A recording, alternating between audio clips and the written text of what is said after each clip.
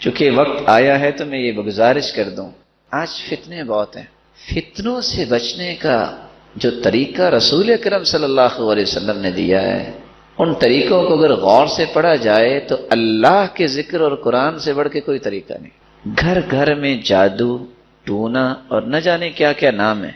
عقبہ بن عامر رضی اللہ تعالی عنہ کہا کرتے تھے کہ امرنی رسول اللہ صلی اللہ علیہ وسلم ان اقرأ المعوذتین بعد کل صلاۃ، اللہ کے رسول صلی اللہ علیہ وسلم نے مجھے ہر نماز کے بعد آخری 2 سورتیں پڑھنے کا حکم دیا۔ جو شخص صبح و شام کے اذکار کرتا ہے اور پھر ہر نماز کے بعد اذکار، اور اس روایت کی روشنی میں ہر نماز کے بعد آخری 2 سورتیں، اللہ کی رحمت اور اس کے فضل سے نہ اس پہ کبھی جادو ہوگا نہ کبھی ٹونا ہوگا۔ اس لیے آپ ذکر پہ کبھی سودے بازی نہ کیا کریں۔ اور حیرانگی ہوگی آپ کو یہ بات سن کے، امام ابن تیمیہ رحمۃ اللہ علیہ، ہم نماز پڑھتے ہیں نا، تو نماز کے بعد حالانکہ نیکی کی غرض ہوتی ہے، محبت ہی ہوتی ہے، ایک دوسرے سے سلام کرتے ہیں، آکے چلو جی کوئی معزز آدمی آیا، ان سے کوئی سلام کرنا چاہتے وہ اپنے منہ پہ ہاتھ رکھ لیتے، کیونکہ اس وقت سنت کیا ہے؟ ذکر کرنا، سلام لینا نہیں ہے۔ اور ساتھ کہتے ہادی غدوتی، یہ میرا کھانا ہے، اگر میں نے یہ کھانا نہ کھایا تو میں زندہ ہی نہیں رہ سکتا۔ ذکر کرنے کے بعد پھر ملتے، اور ان کا اخلاق کتنا عالی تھا۔ اس لیے نماز کے بعد ذکر پہ آپ کبھی کمپرومائز نہ کیا کریں۔ اور اس کی ایک اور وجہ ہے، صحیح بخاری کی روایت اگر میں ساتھ ملاؤں، جو شخص فرض نماز پڑھتا ہے اور اپنی جگہ پہ بیٹھا رہتا ہے، اپنی جگہ سے کیا مراد ہے؟ میدان فی مصلی، جہاں اس کے قدم ہے، جہاں اس نے سجدہ دیا، یہ جگہ اس کی ہے، اپنی جگہ پہ بیٹھ کے ذکر کرتا ہے، اللہ کے نورانی فرشتے اس کے لیے 3 دعائیں کرتے ہیں۔ پتہ ہے ان فرشتوں کی تعداد کتنی ہے؟ دوسری صحیح بخاری کی روایت ہے کہ ان للہ ملائکۃ سیارۃ فضلا، اللہ کے کچھ موبائل فرشتے ہیں جو ہر وقت زمین میں گردش کرتے رہتے ہیں، یبتغون مجالس الذکر، اور وہ اللہ کے ذکر کی مجالس کی تلاش میں ہوتے ہیں۔ فإذا وجدوا ذلك جلسوا معهم، اگر ان کو کوئی ایسی مجلس مل جائے تو وہ بھی بیٹھ جاتے ہیں۔ وہ کتنے ہوتے ہیں؟ حتی یملأ ما بین السماء والارض، زمین اور آسمان کا خلا ان فرشتوں سے بھر جاتا ہے۔ ویسے کتنے کو ہو سکتے ہیں؟ اس کی تعداد میں اور آپ اندازہ کر سکتے ہیں۔ جس شخص کے لیے اتنے فرشتے 3 دعائیں کریں، اور دعا کیا ہے؟ اللہم اغفر لہ، اے اللہ اس کو معاف کر دے، اللہم تب علیہ، اے اللہ اس کی توبہ کو قبول فرما لے، اللہم ارحم، اللہم اغفر لہ، اللہم تب علیہ، اللہ اس پہ رحمت کی برکھا برسا دے۔ جس کو 3 دعائیں کھربوں فرشتوں کے مل جائیں، اور یہ بات طے شدہ ہے، فرشتوں کی دعا رد نہیں ہوتی۔ کائنات میں کوئی ایسا شخص نہیں ہے جو یہ کہہ سکتا ہو کہ میری دعا رد نہیں ہوتی، لیکن فرشتوں کے بارے میں قرآن نے کہہ دیا ہے۔ کیوں رد نہیں ہوتی فرشتوں کی دعا؟ کیونکہ فرشتے کسی کے لیے دعا اس وقت تک کرتے ہی نہیں جب تک اللہ کا حکم نہ آ جائے، اور اللہ رب العزت اس وقت تک فرشتوں کو دعا کا حکم دیتے ہی نہیں جب تک اپنے بندے سے راضی نہ ہو جائیں۔ اس سے بڑا سعادت مند کون ہے کہ جس کے لیے کھربوں فرشتے دعا کریں اور وہ نماز پڑھنے آیا ہے اور 3 دعائیں قبول ہو جائیں، تو اس سے بڑا کوئی سعادت مند ہے؟ تو میں عجباً پھر گزارش کروں گا کہ آپ نماز کے بعد ذکر کیے بغیر اپنی جگہ سے نہ جایا کریں۔ امام ابن القیم آیات کی روشنی میں فرماتے ہیں ذکر کے 3 درجات۔ کتنے درجات؟ 3۔ پہلا درجہ ذکر کا یہ ہے الذکر الظاہر، ظاہری ذکر۔ ظاہری ذکر سے کیا مراد ہے؟ ثناء و دعاء و رعایہ، اللہ ذل جلال سے انسان ظاہری طور پر دعائیں کرتا ہے، یہ بھی ذکر ہے۔ اس رب تعالی کی تعریف اور حمد اور ثنا بیان کرتا ہے، یہ بھی ذکر ہے۔ اس ہستی پر یقین اور اعتماد اور توکل اور بھروسہ کرتا ہے، یہ بھی ایک ظاہری ذکر ہے، لیکن اس کے لیے اسے زبان پہ کچھ کلمات لانے پڑتے ہیں۔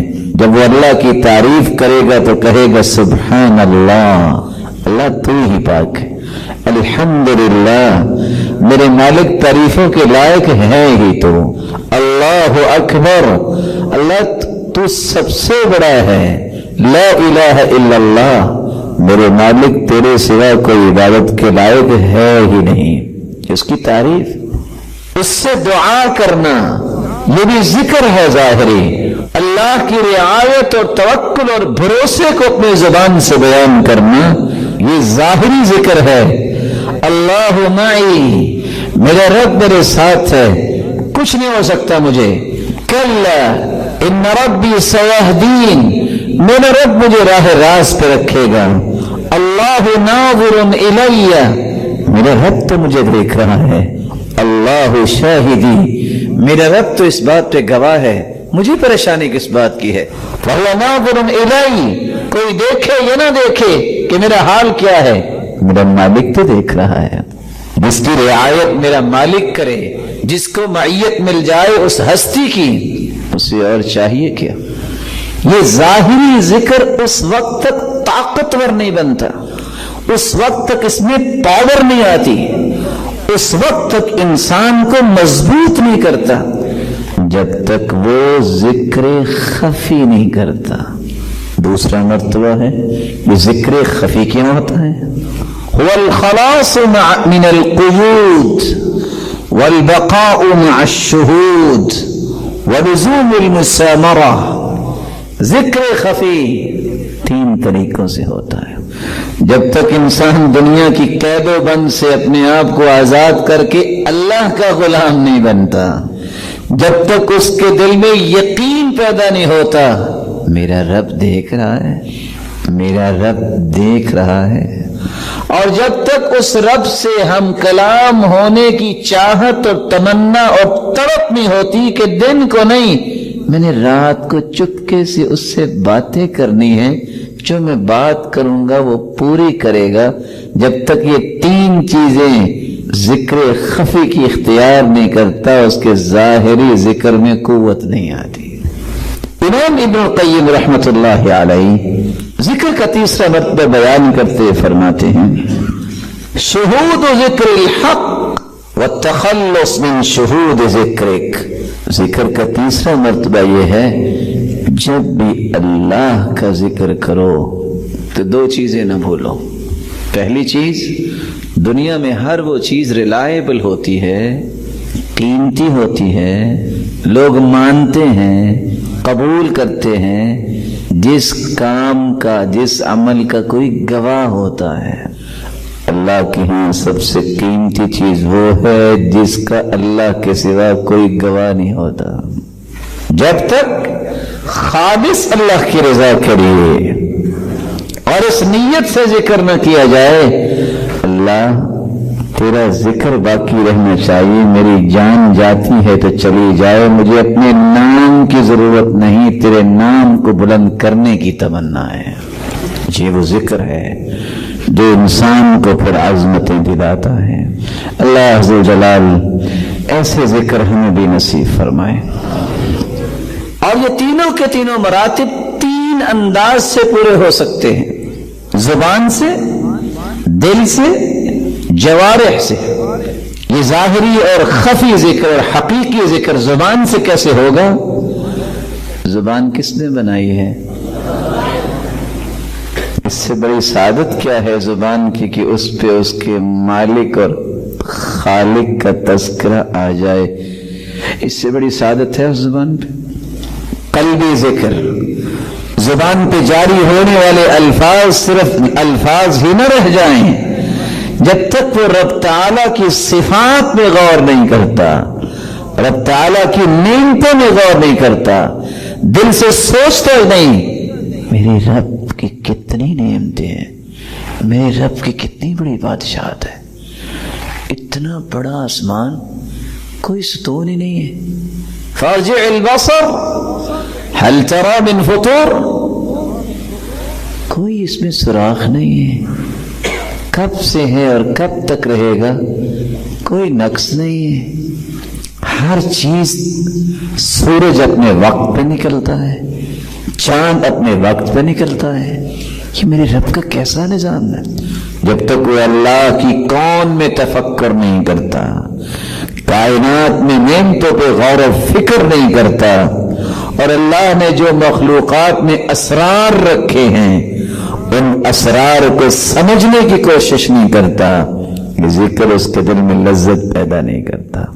یہ دل میں ایسے تصورات ہوں گے تو یہ دل پھر ان لذتوں کے حصول کے لیے تڑپے گا اور مچلے گا، اور پھر اس دل کو لذتوں سے بھر دیا جاتا ہے۔ جہاں زبان سے اللہ کا ذکر کر رہا ہے، دل سے اس کی محبت میں نڈھال ہے، اور دل میں اللہ ذو جلال کی عظمت کو الاپتا نظر آتا ہے، وہاں اپنے اعضائے جسم سے اس کی حرام کردہ چیزوں سے بچتا اور بچتا ہی رہتا ہے، اور اس کے احکامات کو پورا کرتا ہی دنیا سے چلا جاتا ہے۔ یہ ہے جو اللہ کے ذکر کا حق ادا کرتا ہے۔ اللہ ذو جلال بھی ایسے بندے کے ذکر کو قبول کرتے ہوئے دنیا اور آخرت کی کامیابیاں اس کی قسمت میں لکھ دیتے۔ یہ سچی توبہ کا طریقہ کیا ہے؟ زندگی میں کبھی بھی کوتاہی ہو جائے، گناہ ہو جائے، معصیت کا ارتکاب ہو جائے، بھول ہو جائے، ایک مسلمان کو چاہیے کہ وہ اچھا سا وضو کر لے۔ وضو کرنے کے بعد دل لگا کر 2 رکعتیں ادا کرے، لا يحدث فیہما نفسہ، قلب و قالب اللہ ذو جلال کی طرف متوجہ کر کے کوئی سوچ اس میں نہ اور پیدا کرے، صرف اللہ ذو جلال کی طرف توجہ۔ سلام پھیرنے کے بعد قبلہ رخ ہو کر اپنے ہاتھوں کو اٹھا کر شرمندہ ہو کر اللہ ذو جلال سے اپنے گناہوں کی معافی طلب۔ رسول اکرم صلی اللہ علیہ وسلم نے اس لیے فرمایا تھا کہ توبہ اصل میں ہے یہ الندم، کہ انسان کو شرمندگی ہو کہ میں نے یہ کیا کیا۔ شعور لا شعور میں اس سے جو گناہ سرزد ہوتے ہیں، جب تک اس میں شرمندگی کا احساس پیدا نہیں ہوتا، اس کی توبہ اس قابل نہیں ہوتی کہ وہ قبول۔ رسول اللہ صلی اللہ علیہ وسلم نے شرمندگی کے ساتھ ساتھ رب کے سامنے اعتراف کرنا، اقرار کرنا کہ میرے مالک مجھ سے یہ خطا ہوگی، مجھ سے یہ معصیت ہوگی، میں بھول گیا۔ ان العبد اذا اعترف ثم تاب تاب اللہ علیہ، رسول اللہ صلی اللہ علیہ وسلم کا فرمان ہے، بندہ جب اعتراف کرتا ہے، اقرار کرتا ہے کہ مجھ سے کمی اور کوتاہی ہوگی ہے، تو اللہ عز و جلال اس اعتراف پر ہی اسے معاف کرے۔ ایک تیسری ضرورت توبہ کے لیے، کہ توبہ قبول اس وقت ہوتی ہے جب انسان گناہ چھوڑ دیتا ہے۔ اگر آپ 10 مرتبہ بھی اپنے ہاتھوں کو اٹھائیں اور نماز پھر بھی نہیں پڑھتے، یہ توبہ قبول۔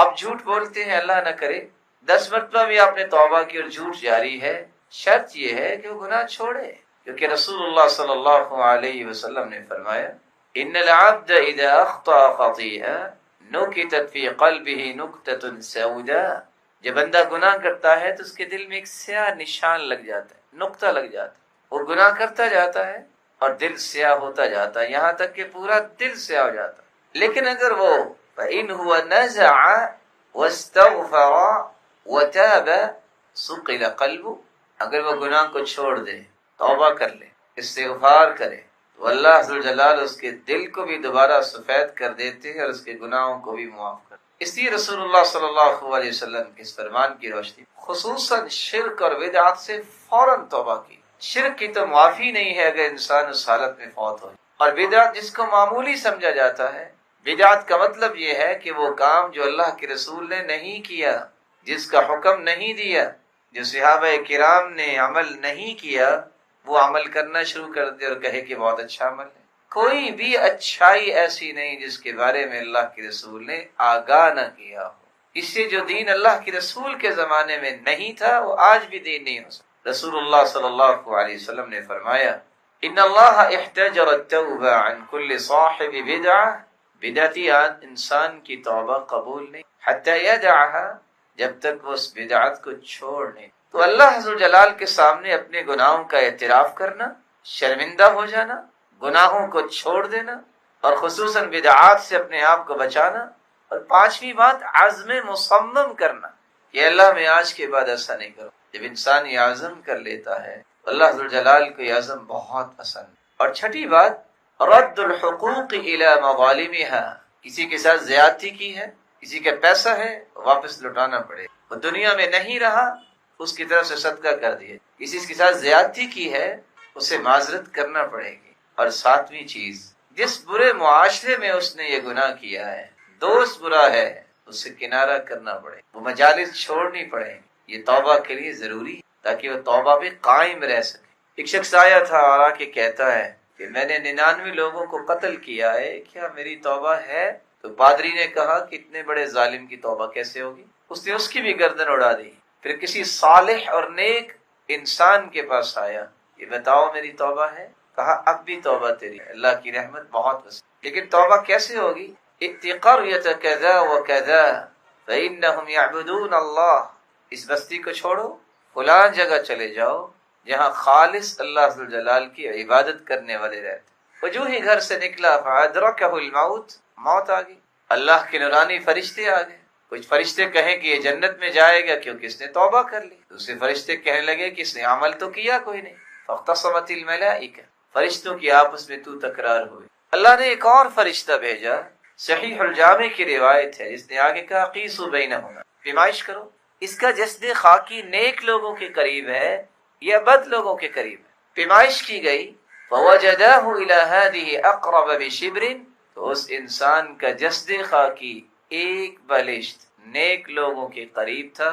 فیصلہ کر دیا گیا کہ یہ شخص چونکہ نیک لوگوں کے قریب ہے، اسے جنت بھیجوا۔ تو آپ نیک ماحول، نیک معاشرے کو اختیار کیجئے اور موت کی غرغراہٹ سے پہلے یہ توبہ کی۔ جب فرشتہ نظر آ جائے، جب آنکھیں جو ہیں وہ رک جائے، والتفت الساق بالساق، اور پنڈلی پہ پنڈلی چڑھ جائے اور روح ہنسلی تک پہنچ جائے، تو پھر توبہ قبول۔ ان اللہ یقبل توبۃ العبد ما لم یغرغر، موت کی غرغراہٹ آپ نے سنا ہوگا، یہ شاید دیکھا ہوگا، جب کوئی قریب المرگ ہوتا ہے، وہ بولنا چاہتا ہے، اس کی آواز سمجھ نہیں آتی، وہ کچھ کہنا چاہتا ہے لیکن کہہ نہیں پاتا، وہ شاید کچھ کہتا ہی ہوگا لیکن سننے والوں کو کچھ بھی سمجھ نہیں آتا۔ اس کو کہتے ہیں حالت نزع، کہ موت اس پہ اب وارد ہو گئی ہے۔ اس وقت اگر کوئی توبہ کرتا ہے تو پھر توبہ قبول۔ موت سے پہلے توبہ کا دروازہ کھلا ہے۔ دنیا جہان کے جتنے بھی گناہ کسی نے کیے، حدیث کہتی ہے لو بلغت ذنوبک عنان السماء، زمین سے آسمان تک خلا بھر کے لے آؤ، لیکن سچی توبہ کر لو۔ سچی توبہ کیا ہے؟ اقرار کرو مجھ سے گناہ ہو، شرمندہ ہو جاؤ، گناہ کو یکسر چھوڑ دو، عزم مصمم کرو کہ میں آئندہ نہیں کروں گا، کسی کے حق حقوق مارے ہیں تو واپس کر دو، اللہ کی رضا کے لیے ہاتھ اٹھا کے دعا کرو، رب اغفر لی رب اغفر لی۔ تو اللہ عز و جلال صرف گناہ ہی معاف نہیں کرتے بلکہ گناہوں کو نیکیوں میں تبدیل۔ دنیا کے اندر کوئی ایسی بیماری نہیں آئی جس کا اللہ نے علاج نہیں بتایا۔ آج آپ سوچ رہے ہوں کہ جی کہاں ہے علاج کینسر کا، کہاں ہے علاج شوگر کا؟ حدیث سنیے، رسول اکرم صلی اللہ علیہ وسلم نے کیا فرمایا ہے۔ روایت ہے سنن نبی داود کی 3855، اتیت النبی صلی اللہ علیہ وسلم، اسامہ بن شریک کہتے ہیں میں اللہ کے رسول صلی اللہ علیہ وسلم کے پاس آیا، واصحابہ، صحابہ بیٹھے ہوئے تھے، کأنما علی رؤوسہم الطیر، اس طرح بیٹھے تھے جیسے ان کے سروں پہ پرندے بیٹھے، انہماک کے ساتھ، دائیں بائیں التفات نہیں کرتے تھے، کس طرح منہمک ہو کے بات سنتے تھے رسول اللہ صلی اللہ علیہ وسلم کی۔ صحابہ کرام، فسلمت، میں نے سلام کہا، ثم قعدت، پھر میں بیٹھ گیا، فجاءت الاعراب، کچھ دیہاتی ادھر سے آئے کچھ ادھر سے آئے، فقالوا یا رسول اللہ صلی اللہ علیہ وسلم انتداوا، اجازت ہے کہ کسی بیماری کا میں علاج کروا لیں؟ تو آپ نے فرمایا تداووا، علاج کروایا کرو، فإن اللہ عز وجل لم يضع داء الا وضع له دواء غیر داء واحد الہرم۔ اور سنو، اللہ نے کوئی ایسی بیماری نہیں بنائی جس کا علاج نہیں بنایا سوائے ایک بیماری کا، الحرم، بڑھاپے کا علاج۔ رسول اللہ صلی اللہ علیہ وسلم نے صحابہ کرام کو یہ بات سمجھائی تھی کہ جو انسان صدقہ کرتا ہے اللہ رب العزت اس کو ہر قسم کی بیماری سے محفوظ کر دیتا ہے۔ داؤوا مرضاکم بالصدقہ، بیماریوں کا علاج میں تو یہ کہوں گا آپ بھی اللہ تعالیٰ سے دعا کیا کریں، یا اللہ اگر تو بغیر آزمائشوں اور بیماریوں کے اونچا درجہ دے دے تو اس سے کسی نے کوئی پوچھنا ہے کیا؟ نہیں دے تو سکتا ہے نا اللہ تعالیٰ. اور اس لیے ابن القیم کہا کرتے تھے کچھ ایسے لوگ اللہ نے پیدا کیے ہیں اللہ تعالیٰ یحییہم اللہ بالعافیہ ویمیتہم بالعافیہ ویبعثہم بالعافیہ. وہ ساری زندگی عافیت میں رہتے ہیں، قبر میں بھی عافیت میں رہیں گے، حشر میں بھی عافیت سے ہی اٹھیں گے. اللہ ان لوگوں میں ہمیں بھی شامل فرما دے. لیکن اگر کوئی معمولی سی بیماری آ جائے تو اس پہ پریشان نہیں ہونا چاہیے، اللہ تعالیٰ سے ہی مدد مانگنی چاہیے. دوائی ضرور لیا کریں، علاج کروایا کریں، یہ سنت ہے، لیکن حرام چیز سے علاج نہیں، کیونکہ حدیث کہتی ہے تداووا ولا تتداووا بحرام. تم دوائی لیا کرو لیکن حرام چیز کی دوائی نہ لیا کرو. حرام چیز سے مراد ایسی دوائی جس میں حرام چیز ڈالی گئی. کیوں؟ عبداللہ ابن مسعود رضی اللہ تعالی عنہ فرمایا کرتے تھے ان اللہ لم يجعل شفاء امتی فيما حرم علیہم. اللہ رب العزت نے اس چیز میں شفا رکھی ہی نہیں جس کو حرام کہتے، اس میں شفا نہیں رکھی. لیکن علاج جہاں آپ دوڑ کے جاتے ہیں ڈاکٹر کے پاس جانا چاہیے، منع نہیں ہے. وہاں ایک علاج یہ بھی ہے داووا مرضاکم بالصدقہ، اپنی بیماریوں کا علاج صدقے کے ذریعے کرو. یہ صدقہ بھی ایک علاج ہے. جہاں آپ صبح شام 2-2 4-4 ایمٹی کلاکس لے لیتے ہو وہاں صدقہ بھی 2-4 روپے کر دو. یہ اس سے قیمتی اور اس سے زیادہ پوٹینسی کے کیپسول ہیں، لیکن اس کے لیے یقین ضروری ہے. جن لوگوں کو اللہ نے سمجھ دی وہ ایسا ہی کرتے تھے. خود امام حاکم جو مستدرک حاکم کے لکھنے والے ہیں محدث، اچانک ان کو ایسی بیماری ہوئی کہ ان کے چہرے پہ زخم بن گئے. ادھر سے علاج کروا ادھر سے. اس نے کہا حدیث تو نہیں چھوڑ سکتا، پڑھتے پڑھتے سامنے حدیث آ گئی، وہاں رک گئے. داووا مرضاکم بالصدقہ، علاج کرواؤ اپنی بیماریوں کا صدقے کے ساتھ. علاج سارے چھوڑے، سیدھے مسجد میں پہنچے. مسجد میں پانی کا سسٹم بنایا کہ لوگ ٹھنڈا پانی پیئے. ساتھ ہی پوری زندگی اس دن کے بعد سے چہرے پہ کوئی چیز نہیں ہوئی. داووا مرضاکم بالصدقہ، صدقے سے جو اللہ تعالیٰ نے شفا رکھی ہے وہ کسی اور چیز میں نہیں ہے. یہی وجہ ہے کہ بعض نیک عورتیں تو صرف اس بات پہ صدقہ دیا کرتی ہیں کہ اگر صدقہ جسمانی بیماریوں کا علاج ہے تو پھر روحانی بیماریوں کا بھی علاج ہوگا. تو بیٹا اگر نماز میں سستی کرتا تو صدقہ دے دیتی، بیٹے کی نماز سیدھی ہو جاتی. کہتی یہ بھی بیماری ہے، یہ بھی بیماری ہے، روحانی بیماری اور ایمانی بیماری. تو 8ویں بات میں یہ پیش کر رہا تھا کہ صدقے سے انسان کی بیماری دور ہوتی ہے. بعض قصوں میں عبرت ہوتی ہے. سعودیہ کے ایک شیخ بیان کر رہے تھے کہ اتفاق سے ایک شخص کی والدہ بیمار ہو گئی اور پتہ چلا کہ ICU وارڈ میں چلی گئی اور بے ہوش ہے. نہ جانے کتنے سانس باقی ہیں. وہ دوڑا، اس نے چھٹی لی اپنے آفس. جو ہی نکلنے لگا تو اس نے دیکھا کہ ایک بلی کی ٹانگ ٹوٹی ہوئی ہے اور بیچاری بلبلا رہی ہے. گرمی کا موسم ہے. اس نے کہا باقی کام تو ہوں گے، یہ نیکی تو نہیں چھوڑوں گا میں. ذات قادر مطلق ہے، یہ اسی کا احسان عظیم ہے کہ جس نے ہمیں تخلیق کرنے کے بعد عبث نہیں چھوڑا. ہماری زندگی کا کوئی مقصد بیان کیا ہے، اور مقصد یہ ہے کہ اس کے سامنے اپنے لیل و نہار پیش کرو تو اس کی مرضی کے مطابق. اور یہ اسی کا احسان عظیم ہے جس نے یہ ساری باتیں سمجھانے کے لیے کائنات کی اس ہستی کو ہمارے لیے ہادی و مرشد بنایا جس جیسی ہستی آج تک پیدا نہیں ہو سکی اور نہ ہی قیامت کی دیواروں تک پیدا ہو سکی. اس احسان عظیم کا بدلہ یہ ہے جو ہم چکا تو نہیں سکتے لیکن کوشش کر سکتے ہیں کہ جس رب نے ہمیں پیدا کیا اس کی بات کو فالو کریں، اور جس ہستی کو مبعوث کیا جب وہ مخلوق میں سے بے مثال اور بے نظیر ہستی ہے تو اپنی زندگی کا رول ماڈل بھی اسی ہستی کو بنائیں، اپنی مرضیاں نہ کریں. دنیا کے اندر اگر کوئی خیر کی چیز ہے تو اللہ اور اس کے رسول کی اطاعت میں ہے. اگر دنیا میں کسی شکل میں بھی شر ہے تو وہ انسان کی اپنی منمانی کرنے میں.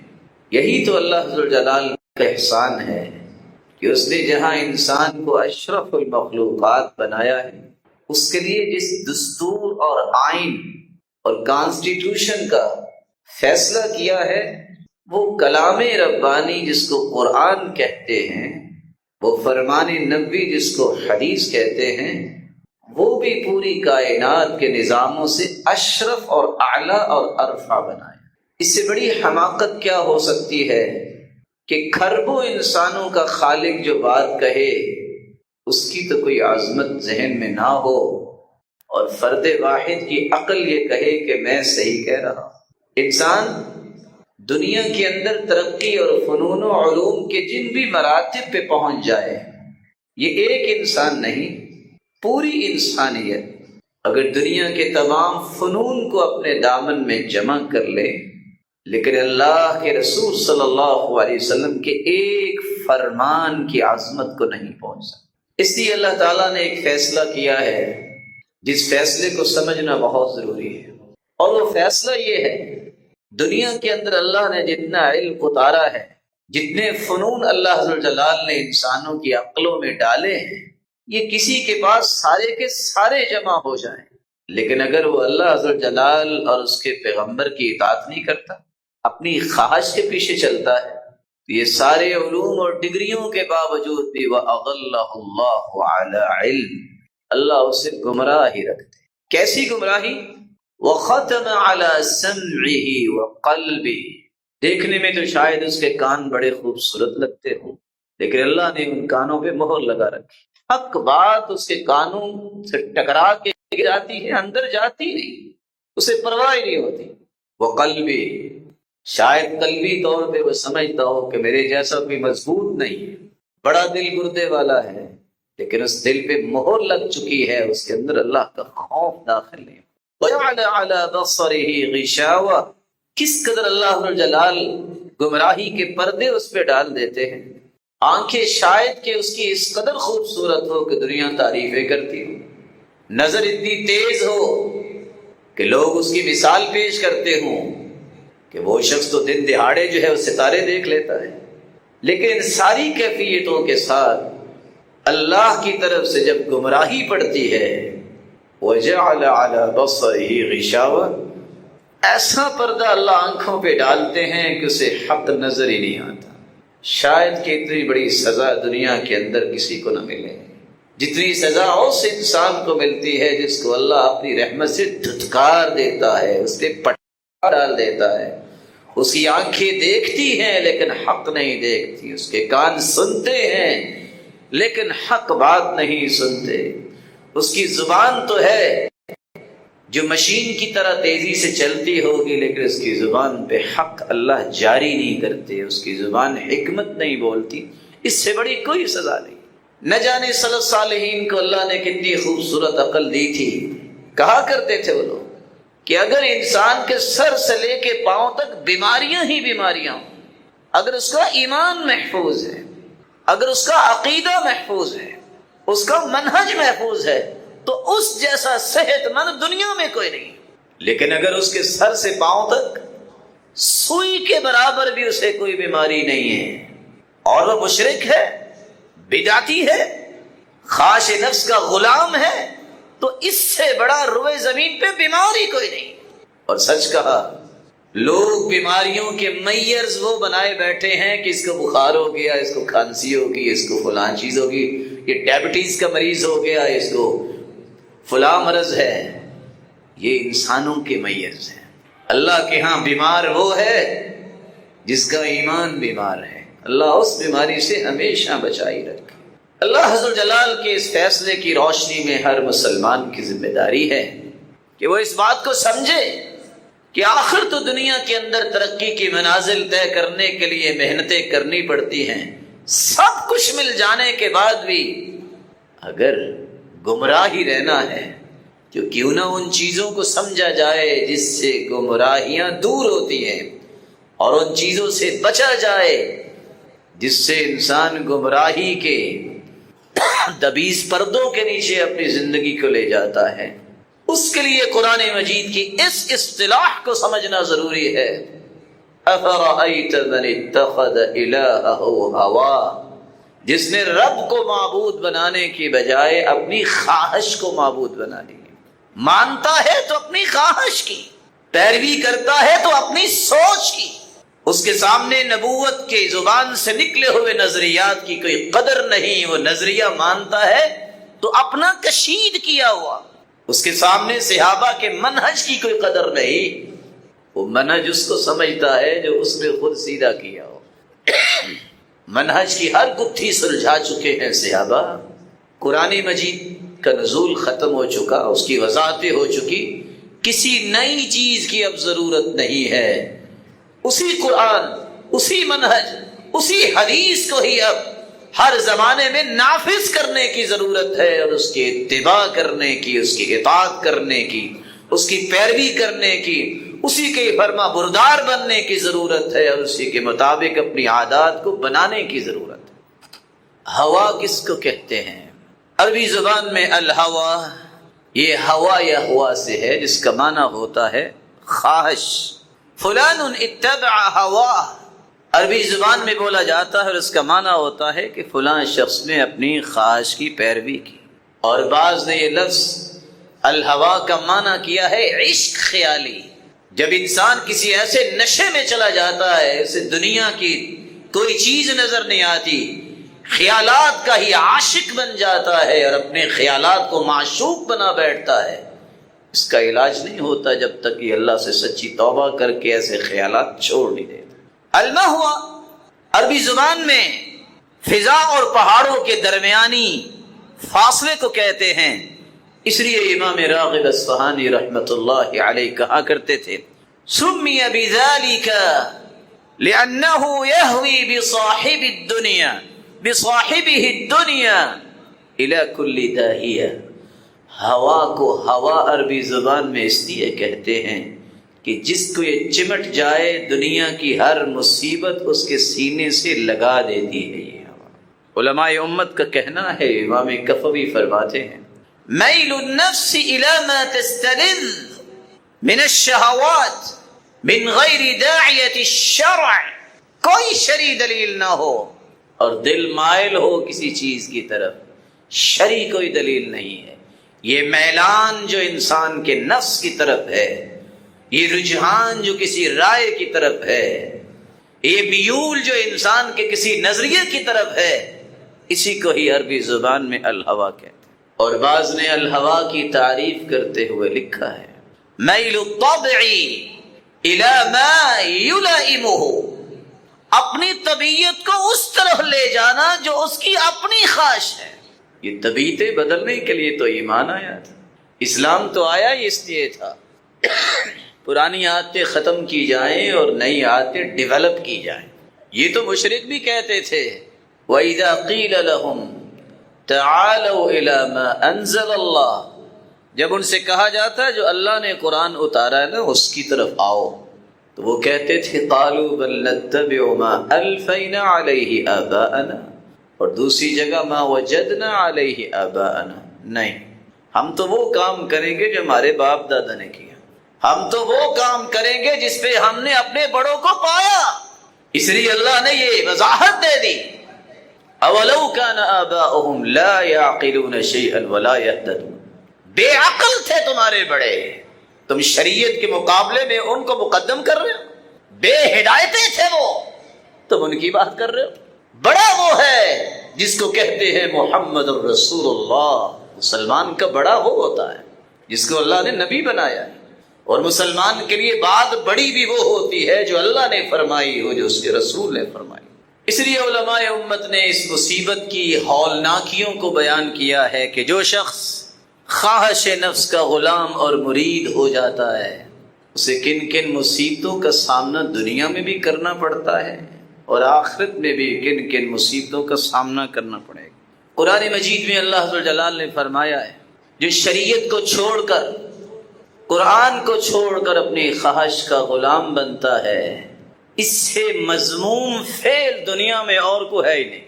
اس لیے مثال کتنی بڑی دے دی وَلَوْ شِئْنَا لَرَفَعْنَاهُ بِهَا وَلَكِنَّهُ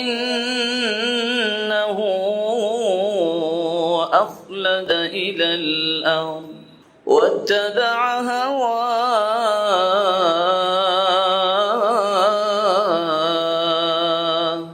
فمثله كمثل الكلب إن تحمل عليه يلهث أو تتركه يلهث ذلك مثل القوم الذين